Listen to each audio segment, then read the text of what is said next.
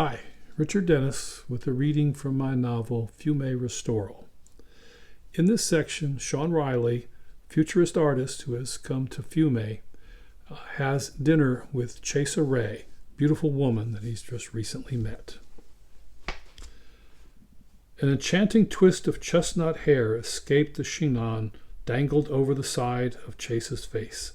Sean watched it drop, little by little, alongside her cheek, till she swept it back with her hand. "What are you staring at?" she demanded. He blushed like a schoolboy at her challenge. "Sorry, please go on. What was I saying?" "You were describing your tour of the city with the enchanting Capricia and Annalisa." "Enchanting indeed. If I have to listen one more time to Annalisa's wistful sighs about posing for the handsome American artist, I might scream. But I must say they are fun companions, and they gave me the inside story on everyone of importance in Fiume, from D'Annunzio and the command to the city's Italian National Council and the police chief." It sounded to Sean like the sisters' knowledge of Fiume elite rivaled Chase's familiarity with the literary beau monde of Florence. He wondered if the twins met Marinetti on his visit there. In the days after their morning at the Capuchin church, Sean had persuaded Chesa to join him for coffee at a cafe by the Piazza Cesare Battisti, where she showed him the photos she had taken on that Saturday. He had made a few honest comments, but perhaps had not delivered them as diplomatically as he could have. Somewhat to his surprise, she agreed to have dinner with him the following evening. Now they were enjoying a meal at a quiet little trattoria off the Corso. "I learned these young girls go unescorted to the Commandante's rallies at the governor's palace, and even to the festivals," Chesa said. "By the way, there's another festival this weekend in celebration of God knows what. Anyway, the girls go in packs, or pairs or packs, where they rub shoulders and much else with strange men." She raised a hand to her cheek in mock horror. "Oh, and Capricia told me women enjoy the vote in Fiume, and divorce is legal. There's a whole plank of your futurist political program right there, already in place. What do you say?" "Yes." "Yes, what? Are you listening, Sean?" He was, but his thoughts kept wandering. Chase's voice had a lyrical quality, like a piano sonata played andante. He knew she found D'Annunzio interesting, Gage's son handsome, Renzo fascinating, and the twins amusing. But what thoughts did she entertain about him? He couldn't tell. "The twins played a part in the success of D'Annunzio's occupation," she went on. "On the night before his arrival, they and their girlfriends descended upon Piazza Dante with rifles and knives. Yes, put that one in one of your paintings, will you? Annalisa with her dagger at the ready." As it turned out, their knife-fighting services were not needed, but they found another way to aid the cause. They went off to entertain the sailors of the Dante Alighieri. The ship had been ordered to sail away that night. I asked if by entertain they meant singing and dancing, and amidst riotous laughter the girl said things got a wee bit more intimate. Whatever they did, the ship remained in Fiume Harbor. I took a photograph of it there today. They finished the meal and waited for the espresso.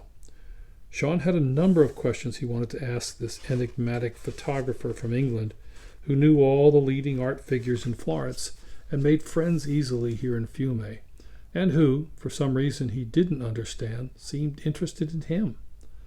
Instead, neither of them spoke.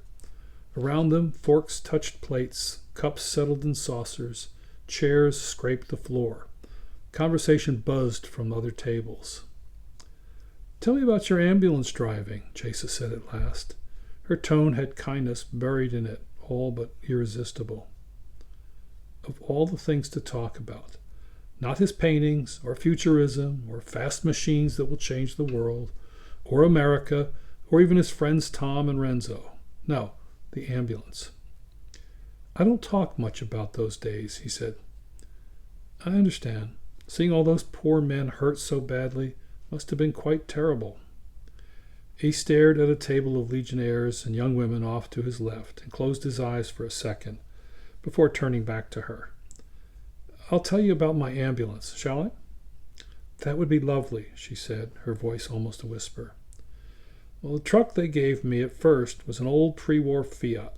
Carried cans of extra gasoline and a set of tools, tubes for the tires and a pump, spark plugs, chains, rope, anything you might need to fix your vehicle in the field because you couldn't count on getting any help. I drove it through all kinds of weather, and when I wasn't driving, I worked on it. He stopped, afraid he sounded like Tom going on about Fords. To his relief, her eyes were still bright and focused on him. It sounds like you were quite attached to the ambulance. It was my home, my suit of armor. It sheltered me and whisked me out of trouble. Other times, though, it got me into trouble. The truck had these big headlights that didn't always work, and these skinny tires that went flat all the time, and brakes that didn't grab going down the sides of mountains. Good Lord! I'm sure that demanded quite a bit of courage. Did you go near the fighting? Yes, that's where they needed me. One minute I'd be behind the lines in a safe, quiet area with old villas and nice shops and cafes, and then I'd get a call and have to dodge artillery shells and phosgene gas and drive past all the rubble and wreckage, all the ruined houses and villages. Oh, how awful. Must have been quite a shock going from one to the other. Well, what kind of injuries did you see?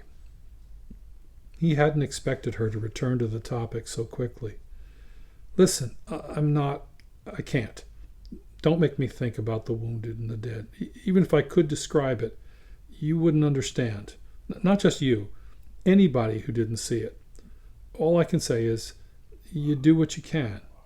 Help load the injured into little hammocks in the back of the ambulance as quickly as you can so you can get them and yourself out of the area.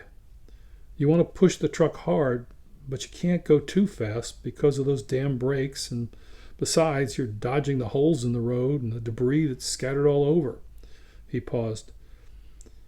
Those guys in the back had a hard time with all the bumps.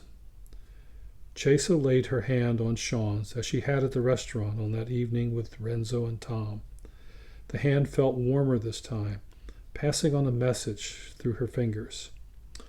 Well, here's to Sean, she said, for all those boys in the back who survived because of him.